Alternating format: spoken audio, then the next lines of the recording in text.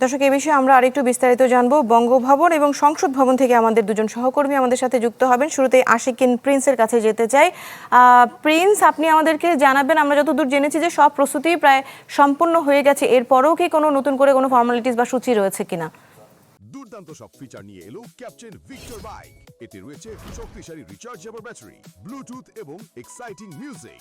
Captain Victor bike, আনন্দে বাড়ুক শৈশব।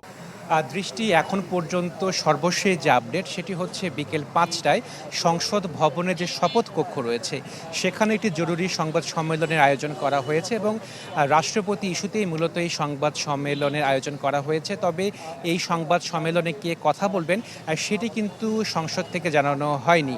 তো আমরা দেখেছি যে এর আগে চিফ হুইপ যখন কথা বলতেন তিনি এলডি হলে কথা বলতেন। যেহেতু শপথ কক্ষে সংবাদ সম্মেলনের আয়োজন করা হয়েছে সেহেতু ধারণা করা হচ্ছে যে স্পিকার হয়তো বা সংবাদ সম্মেলনে কথা বলতে পারেন।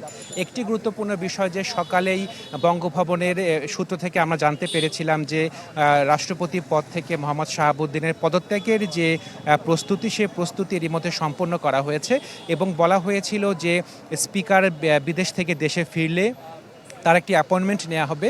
সেই অ্যাপয়েন্টমেন্টের পরেই মূলত পদত্যাগপত্রটি স্পিকারের কাছে পৌঁছে দেওয়া হবে। তো সেই কি তথ্য আমরা জানতে পারছি যে বিকেল 5টার দিকে স্পিকারের কাছে সময় চাওয়া হয়েছে, হয়তো বা তখনই পদত্যাগপত্রটি স্পিকারের কাছে পৌঁছে দেওয়া হতে পারে।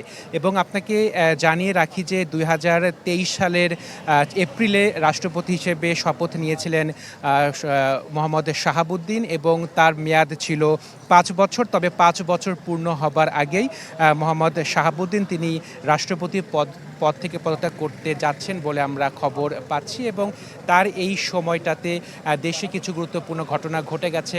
গণ অভ্যুত্থান হয়েছে, আওয়ামী লীগ সরকারের পতন হয়েছে, একই সাথে অন্তর্বর্তী সরকার ক্ষমতায় এসে তারা নির্বাচন দিয়েছে এবং এখন বর্তমানে বিএনপি নেতৃত্বাধীন সরকার দেশ পরিচালনা করছে এবং তিনি যদি পদত্যাগ করেন আজকে, সেই ক্ষেত্রে অস্থায়ী রাষ্ট্রপতি হিসেবে দায়িত্ব পালন করবেন জাতীয় সংসদের স্পিকার হাফিজউদ্দিন আহমেদ এবং পরবর্তী 90 দিনের মধ্যে নির্বাচন কমিশন রাষ্ট্রপতি নির্বাচনের জন্য প্রয়োজনীয় যে কাজকর্ম রয়েছে সেটি তারা পরিচালনা করবে এবং 90 দিনের মধ্যে সংসদ নতুন রাষ্ট্রপতি নির্বাচিত করবে। দৃষ্টি। জি প্রিন্স, ধন্যবাদ আপনাকে। সাদ বিন শফিক রয়েছেন সংসদে। সাদ, সংসদে একটি সংবাদ সম্মেলন হওয়ার কথা আমরা জেনেছি, এর আগে আসলে কোনো কিছু বলেছে কিনা, কোনো তথ্য আছে কিনা?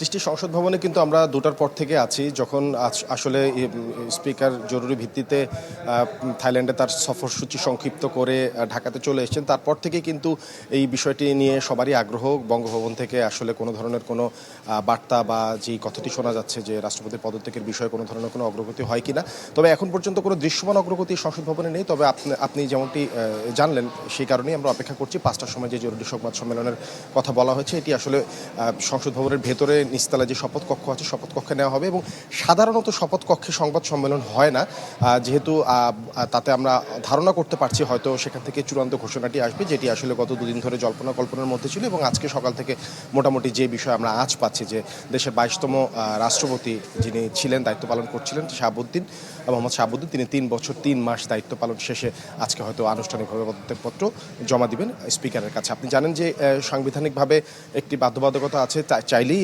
রাষ্ট্রপতি পদত্যাগ করতে পারেন সংবিধানের 50 অনুচ্ছেদ অনুযায়ী এবং সংবিধানের 54তম অনুচ্ছেদে বলা আছে যে পরবর্তী সময় স্পিকার। সাদ বিন শফিক, ধন্যবাদ আপনাকে আমাদের সাথে যুক্ত হওয়ার জন্য। আশিকিন প্রিন্স, আপনাকে অনেক ধন্যবাদ। পরবর্তী আপডেটের জন্য আমরা ফিরে আসবো আপনাদের কাছে।